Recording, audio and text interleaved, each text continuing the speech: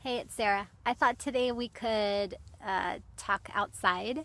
I'm sitting in this meadow outside the home that I'm staying at in Orcas Island, and sometimes about this time of day as the sun's going down, there are deer that come out and have dinner in the meadow.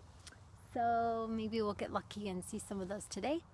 And if not, we'll try again some other time. Uh, one of my favorite things about traveling and speaking is doing the book signing at the end of the event. And the reason why I love it is because people come and they tell me their stories, which I love hearing. And then also they ask me some really interesting questions. A couple months ago, I did an event, and afterwards, this girl came up to me and she asked me how she could live a better story. And I asked her more about her life, and she said that she lives with her grandparents and she works a minimum wage job.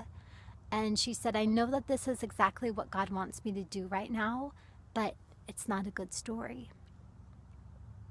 And I looked at her and I said, sweetheart, I think that's one of the best stories I ever heard.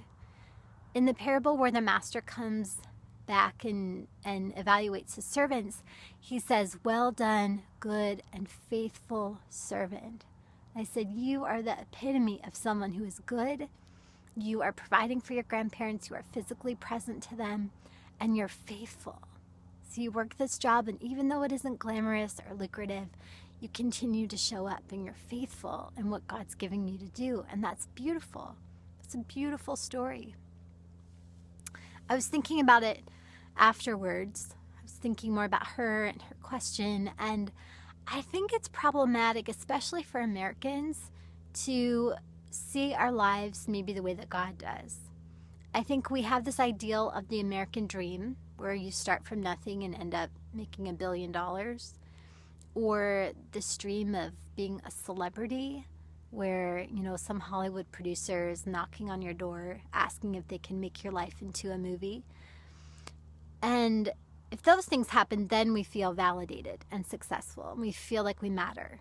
But short of that, it feels, I don't know, it feels like there's not as much meaning, or there's not as much value if it's not a big epic adventure, or if we don't make a ton of money in whatever we're doing with our lives. I think God sees our lives very differently than we do. It's like we all have telescopes and we're staring out into the universe and we're waiting for the next big planet to appear. But I think that a lot of life and a lot of the beauty and the value of it and the meaning of it happens under the microscope. It's this tiny, tiny little, maybe seemingly insignificant thing, these tiny little details, these brief encounters, these private relationships and conversations that no one may ever see, but we see them and God sees them. And I think if we are faithful and loving and compassionate in these small things, I think that's what matters the most to God. And so it's not to say that we shouldn't have telescopes or that new planets won't appear. Certainly they may.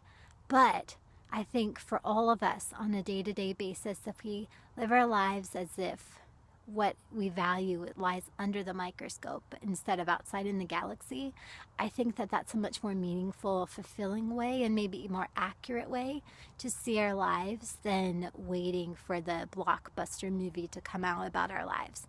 So all that to say, this is something that I've been thinking about and trying to live out and trying to learn about how to tell a good story with my life, not because I ever make tons of money, not because I ever become really well known, but because the people whose lives I encountered, the people who knew me, the people who I had conversations with, those people knew that they were loved and they knew that they were cared for